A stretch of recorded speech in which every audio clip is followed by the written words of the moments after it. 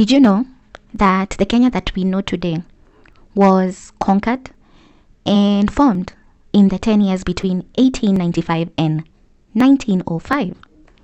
And what's so interesting is the British didn't really plan to take over Kenya. At first, the British only had very limited presence in the region that is known as Kenya today. And the only presence that they had was in the coast, where the British were basically pretending to be allied to the Sultan of Zanzibar, who was in charge of the East African coast. And the British had come up with some sort of deal with the Sultan of Zanzibar, and the British was using their navy to stop Arab slave traders.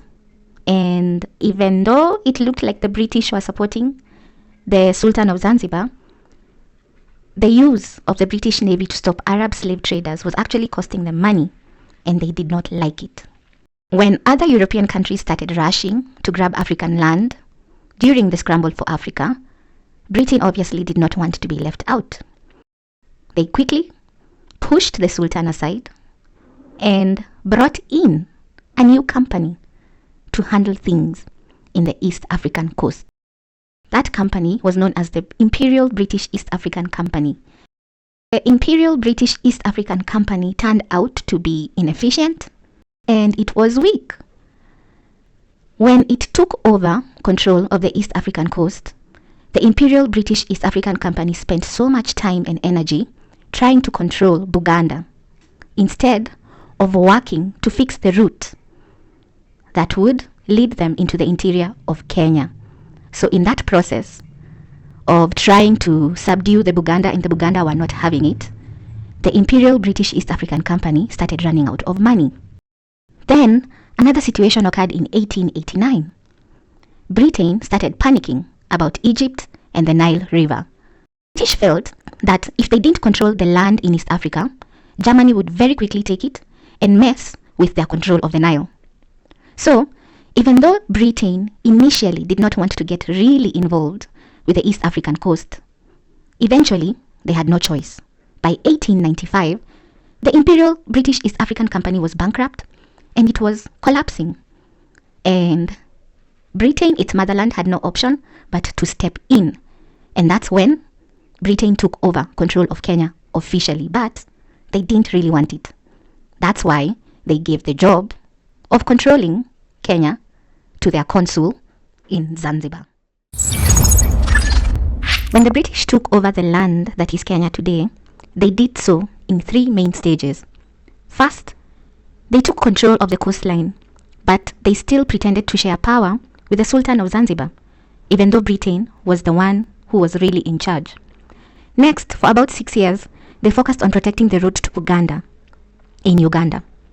They slowly turned this road into a railway, the famous Uganda Railway, and by 1901, the Uganda Railway had reached Lake Victoria. In 1902, the British made things simpler by moving the border between Kenya and Uganda so that the whole railway could be managed under one administration. This is what eventually helped Britain keep better control of the area between Uganda and Kenya. Lastly, they moved into the highlands, the central part of modern-day Kenya, and this was the most violent part of the British takeover.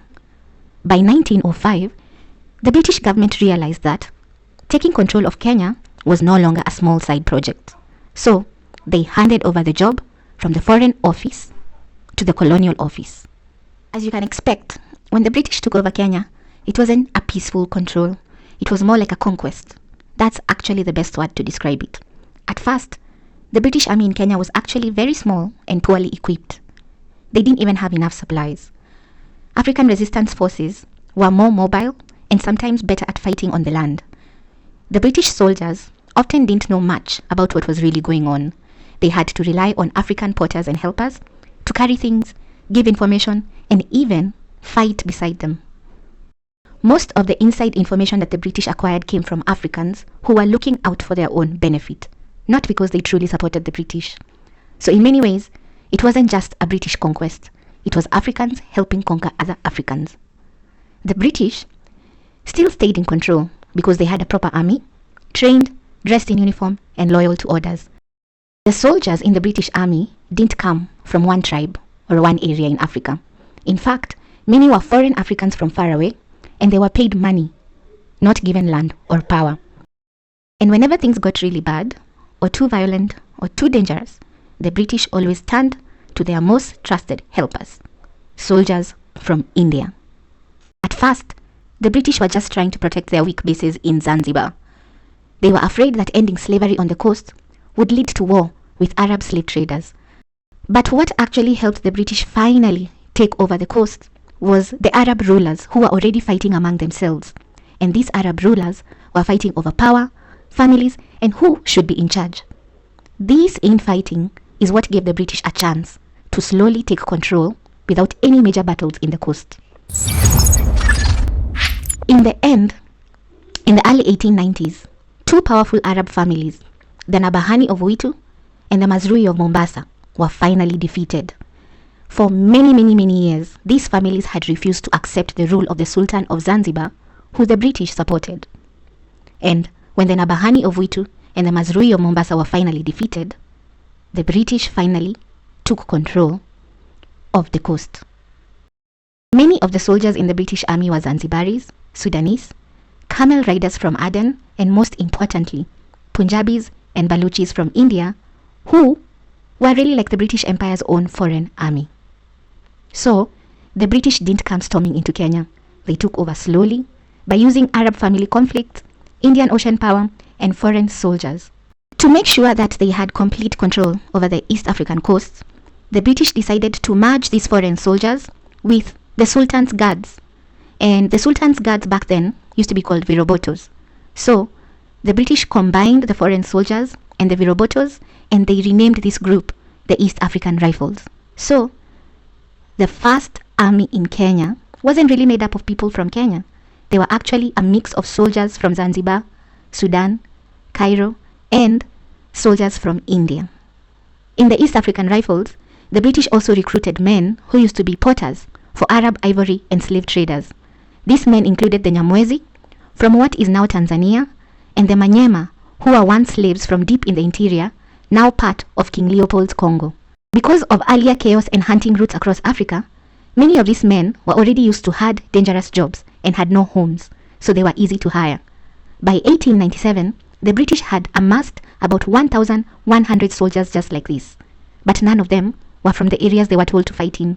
They were strangers to the local people, which made it even easier for the British to take over. The East African Rifles, the army Britain was going to use to conquer Kenya, wasn't an impressive army at all. Most of its white officers were soldiers who had been rejected from better jobs in Britain. As you can expect, the soldiers didn't follow proper rules, and it is said that some even lived in the camps with their African girlfriends. These soldiers didn't have access to any special weapons either. All they had were old single-shot guns, and many of them were rusty because they had not been used for a long time. The people that the East African Rifles were fighting, which is the local Kenyan communities, were also not set up for war, and they were not used to it. The locals didn't have governments or standing armies. Most of them had only recently met Arab or Zanzibari traders, and they didn't know much about guns. Of course, there were instances where young men went on cattle raids, but even in cattle raids, these instances weren't full-out war. In fact, cattle raids were more about tradition and survival. So, when the British came to take over, the local African communities had not experienced that level of warfare.